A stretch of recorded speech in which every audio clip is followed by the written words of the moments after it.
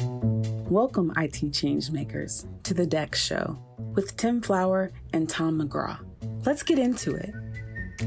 Hello, changemakers. Welcome to the DEX Show. I'm Tom McGraw, and I know we've released 2 episodes already in 2024, but let me just once again pull back the curtain, remove a full whatever that terminology is supposed to be, and say this is our first recording of the new year, actually in the new year, so to speak. So I'm very, very excited to get back on the microphone. Got a fantastic guest we'll introduce momentarily, but let me just welcome, as ever, my main man, my co-host, my friend Tim Flower. Tim, Happy New Year. How you doing? Hey, Tom, Happy New Year. Great to be back on the mic with you. I hope you had a great holiday. It was very nice, thank you. Yeah, I had what I like to think of as a European amount of time off around Christmas. You know, I know in America it's full of people kind of dialing it in a bit. You know, you still go to the office a couple of times. It's like you're still working, but in Europe we take some serious time off, and it's very enjoyable. I did in that if that's the description, Tom. I had a European holiday myself. You took a chunk of time too, did you? I'm glad to hear it. Yeah. Glad to hear it. And well, listen, I've got if you're paying attention, you may have already noticed that our wonderful producer Catherine has been behind the scenes doing a lovely refresh of many aspects of the show.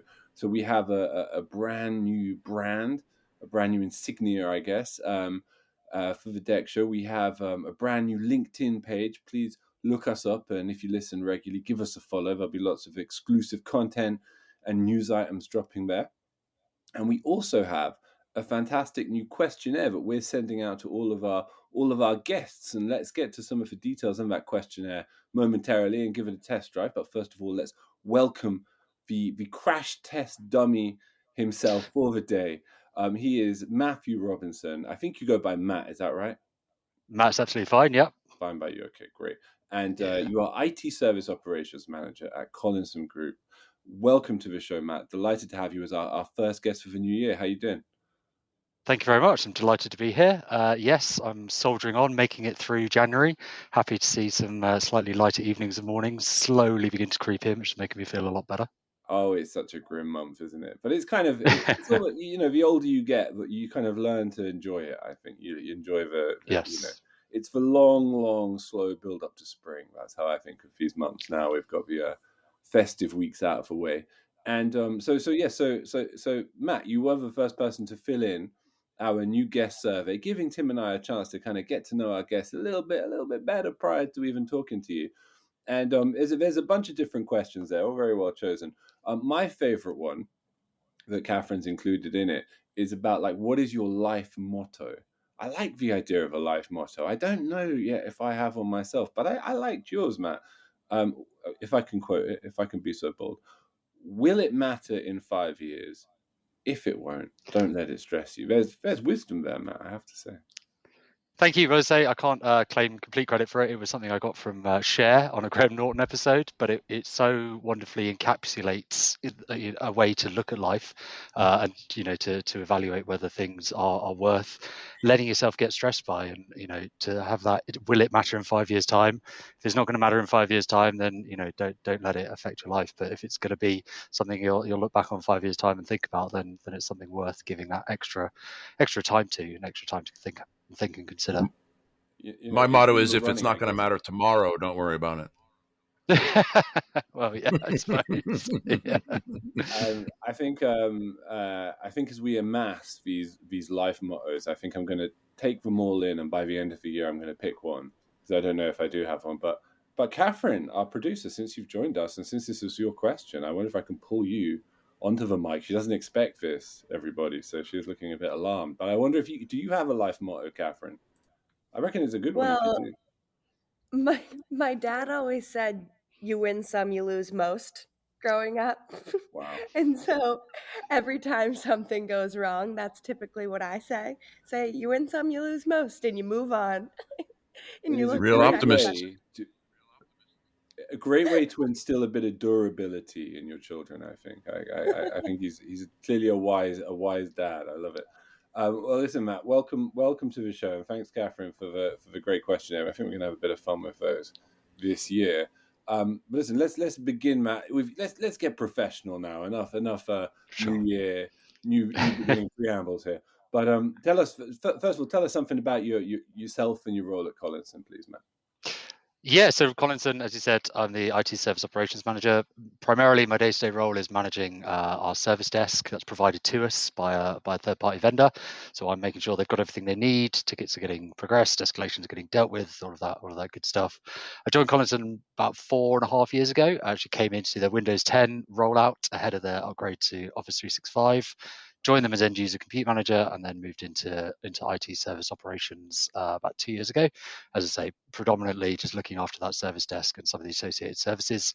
Been through quite a shake-up over the last year or so. We've sort of developed a service management office, and we've been working on some of those service delivery towers, change management, problem management, major incident management. And we're at quite an exciting juncture at the moment. We're looking to actually bring the service desk in-house. So we're moving from an outsourced model to an in-house provision, moving tooling. We currently sit on ServiceNow, and we're moving over to Fresh Service. So we're at the beginnings of sort of really shaping a foundation that's going to be able to allow us to develop, build, improve, and change the way that we're delivering IT services back to the group, which I think is quite an exciting place to be. Fascinating. What that whole process of bringing it in house? What are some of the big sort of pain points and challenges that's throwing up in particular? So, I mean, it's obviously a big project. Understanding what services get delivered through the service desk, understanding who needs to own knowledge, who needs to provide feedback, input, updates. There's been a big recruitment piece. We're going to deliver the service out of our Cape Town office, where we've already got a large contact center. So it's a similar vibe, a contact center to a service desk. People call in, they need help. So it seemed like quite a logical place to put it. So there's been some recruitment going on. Obviously, all the standard work around making sure people are set up, got their IT ready to go, and also a big piece of work on the actual tool that we're going to use. That's been our key focus. We are on ServiceNow at the moment, which is a big market leader, but it's also quite big, quite enterprise, quite difficult to sort of get changes made to it quickly and adapt to business needs.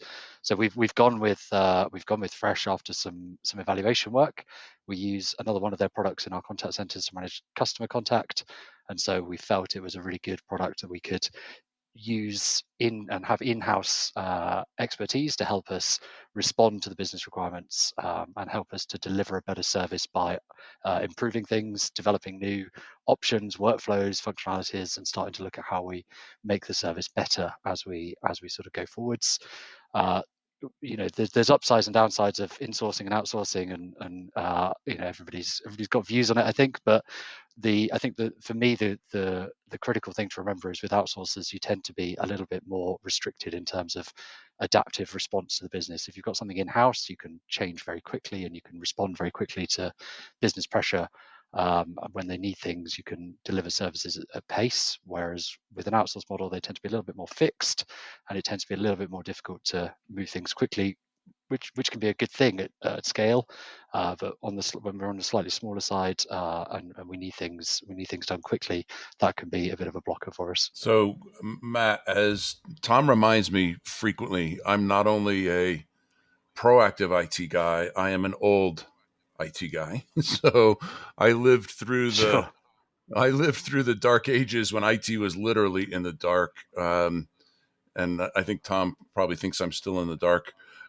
Enough of the analogies. How big a challenge is it? How big a challenge is it for you just in general, knowing what users are experiencing, right? That's the typical darkness that IT has, is we don't know what IT or what employees are experiencing as we sit over in IT. What are some of the challenges you see, both in terms of individual issues as well as the general perception? Yeah, I think knowing what people are experiencing is the challenge, right? And one of the key takeaways I had from one of Next Think's own reports was actually, only 44% of IT issues getting reported. That's over half the people are sitting there with an IT issue not even telling anybody they've got an issue, let alone whether they're having a good experience consuming the services. So knowing what those people are experiencing, I think, is absolutely one of the huge challenges that you need to overcome. One of the real real things I found fascinating about the NextThing product is having that ability to see what a device is doing on an individual level, understanding how someone is using their device. When I was accountable for end user compute, it was always one of the big pain points is people would come up and go, either they'd go, oh, I don't like that device that you're trying to give me, or they would go, oh, I want this device over here. And there's no, if you haven't got something telling you what people are doing on their devices, how do you understand whether you're giving them what they need? So yeah, being able to see the NextThing product show you, and give that amazing telemetry data about how much my CPU I'm using on a day-to-day, how much of my storage am I using, which licenses am I using to log into applications.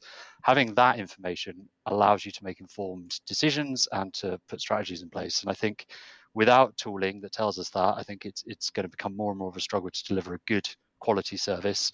And I think it's one of the areas that a lot of businesses should be looking at getting something like that in place, because once you realize the power of that knowledge, I think that's a real just such a huge benefit to businesses. And the financial business case alone, of all those devices that get upgraded that don't need to be upgraded, that's it pays for itself. So yeah, it's something that we want to be looking at doing and improving where we are, and I think probably everybody, that's the way the general trend is going to be going. Mm-hmm.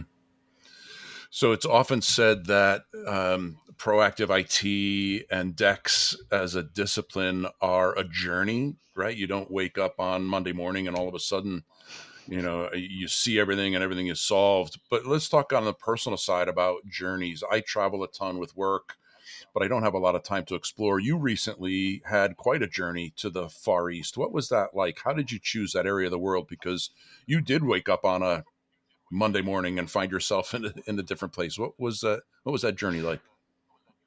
Yeah, it's one of my favorite memories that I'll have with me. I think spending a month traveling around Asia. So I did 2 weeks in Japan, flew out to Tokyo, spent about a week in Tokyo, got on a train, went north to Niigata in the north of Japan. Barely anyone spoke any English.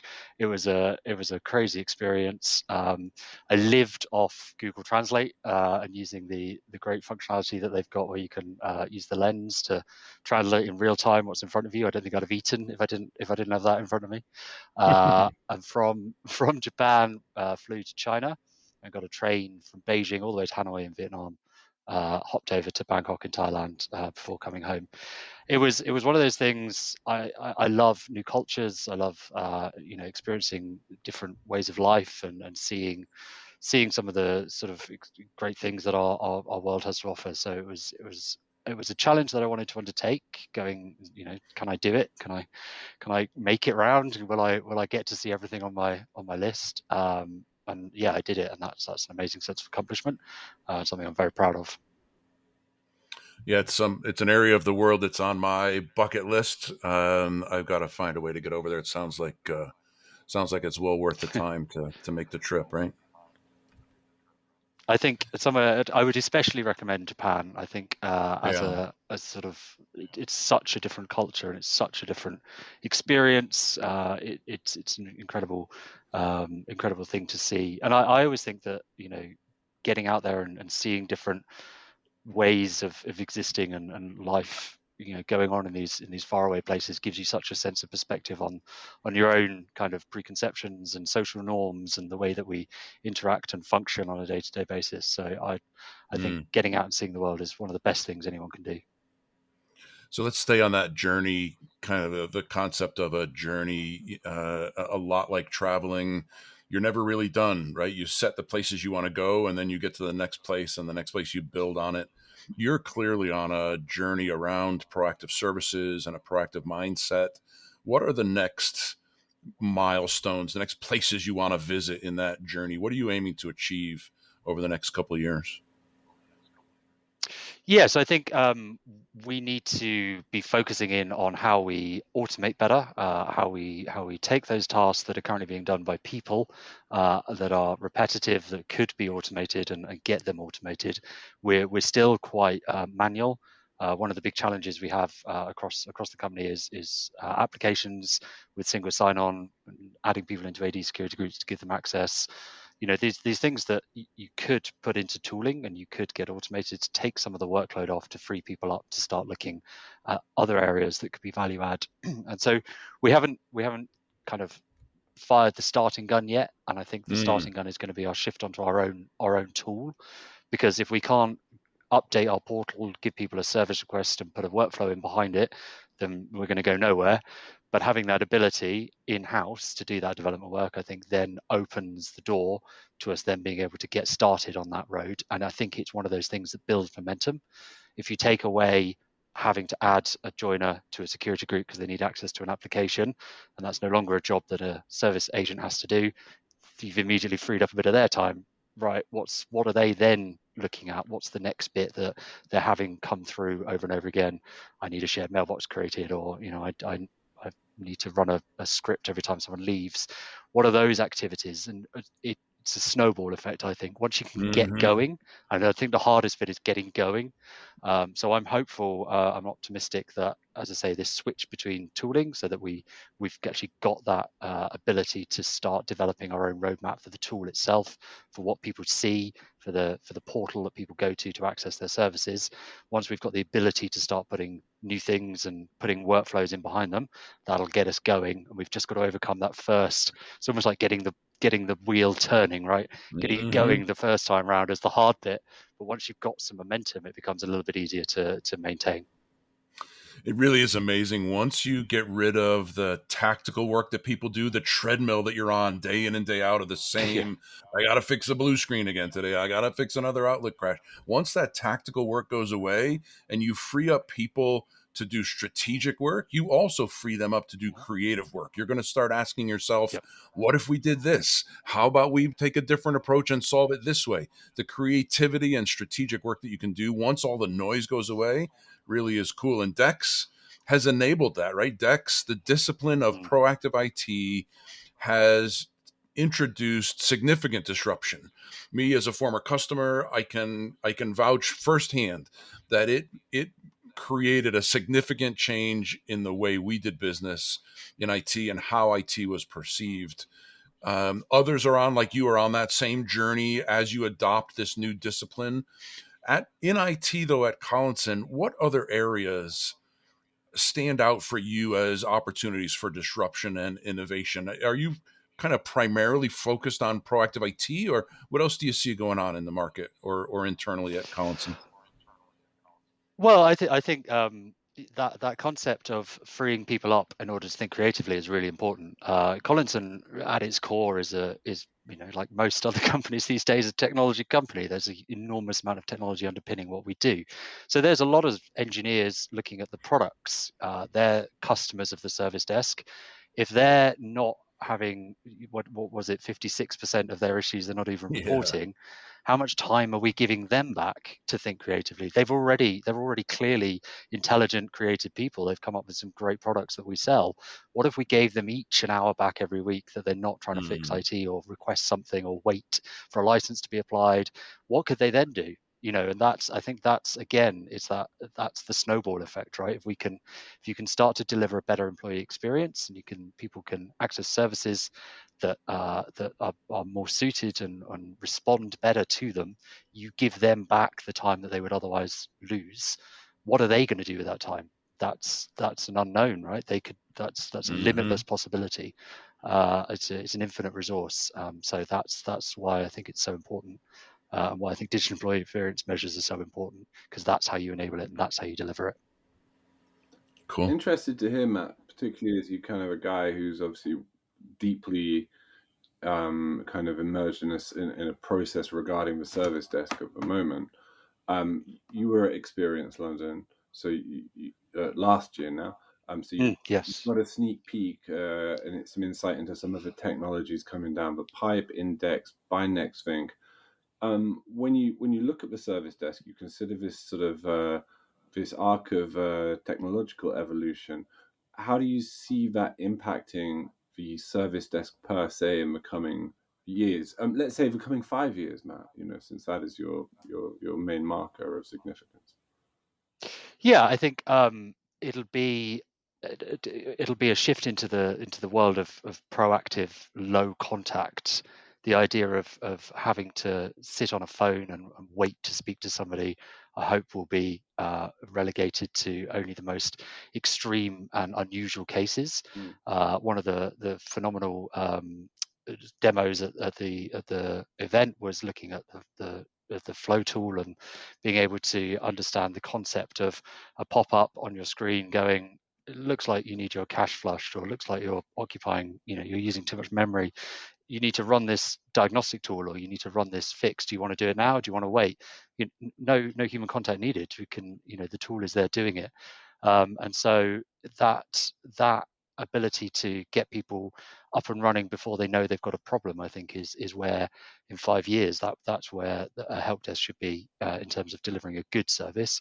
You shouldn't need to know it's there. I always think that's the funny thing about good IT service delivery is it fades into the background if it runs really well. And so I hope that we will have the capacity to be delivering things like that, so that in essence the frontline agents that currently deal with a lot of contact are much more able, as we said, to focus on other areas and other developments. And I think there's a lot of stuff that's going to change and going to develop. And I think if we look at the large language models and this, the AI as it's often referred to, coming down the pipeline, Microsoft releasing Copilot, all of these ChatGPT, all of these new tools that are going to be there, they're going to need some focus and some support. And I don't know what the support for those tools looks like right now. So in 5 years, we'll be supporting them somehow. And I think if we're not out of the treadmill of we still need so many people to pick the phone up and answer the chats, we won't be able to deliver a good support. We won't be able to get people to make the best use of the technology that's available in 5 years' time. And I think that's another reason why it's important to be shifting into that proactive mindset. Very cool. Very well said. And since we're not only collecting life mottos right now on the DEX show, it's that time of year, Matt, where we're also collecting 2024 predictions. We're almost out of that zone, but just while we're still in January, I think we can pick up a couple more. So have you got your crystal ball with you, Matt? Have you got anything for us? I think just to reiterate, the AI revolution, as it's referred to sometimes, is kind of here already. We've got so much built into our products now. Microsoft actually, they've had some of the AI features embedded for quite some time. I think it was a couple of years ago. I remember being on a sort of demo call, and they sort of, as they were releasing some of the products into Office 365, I remember how long we all used to spend building a PowerPoint presentation. There's now a creator button that you just press and it just designs it for you, and it looks brilliant. So that, I think, that will continue. Things like ChatGPT, it's a fantastic resource to mine. It's almost like an intelligent search engine. I used it this morning to generate a list of questions for something that I needed. It's making, it's taking those repetitive tasks and automating them essentially for you. So I think that will continue to encroach, and as the more that gets embedded into our lives, the more things that's going to throw up. And I think as we go through every one of these changes in landscape, from the first computers back from the first steam engines to computers, so every time we go through these revolutions, as it were, and bring in these new technologies, they throw up new questions and new challenges for us to overcome. And so I think as it becomes more pervasive, as these tools get more embedded, then there will be new challenges rising from those. And I think sort of technological literacy is going to be a big challenge for us. I think I was reading somewhere it's the first time in history that we have 4 generations in the workplace, all working at the same time, competing for the same roles. How that will affect the way that the world operates is going to be a really interesting one. And I think that the new skills that will come to the fore, there will be jobs, I reckon, that will be dedicated to how you ask AI questions in the right way to get a response, because I think that's a real skill. Knowing how to Google something is, I think, a skill that is going to be needed more and more in terms of asking these large language models the right questions in order to get responses. Then there's going to be data privacy concerns. It's a matter of time before someone's private data gets thrown up by ChatGPT because it got entered, stored, and someone was somehow able to ask the right question to access it. All of those things are going to need our time and attention. So I think that's going to be our future. Well said, Matt. Good insights there. And listen, thank you so much for joining us, and to the listeners, thank you for joining us for the first really fresh episode of the new year. Reminder to please give us a follow on our new LinkedIn page. There'll be a link to that in the show notes. And look, we've got a lot of amazing guests and some announcements coming up, so keep your eyes peeled for that. And just remains for me to say how excited we are in the DEX show and at Reality Bites for the new year and for everything we've got going on. So Matt, huge thanks. Thanks for being our first guest of the year, effectively. Thank you very much for having me. It's been a real pleasure. Good stuff, Matt. Thanks. To make sure that you never miss an episode, subscribe to the show in Apple Podcasts, Spotify, or your favorite podcast player. And if you're listening on Apple Podcasts, make sure to leave a rating of the show. Just tap the number of stars you think the podcast deserves. If you'd like to learn more about how NextThink can help you improve your digital employee experience, head over to nextthink.com. Thank you so much for listening. Until next time.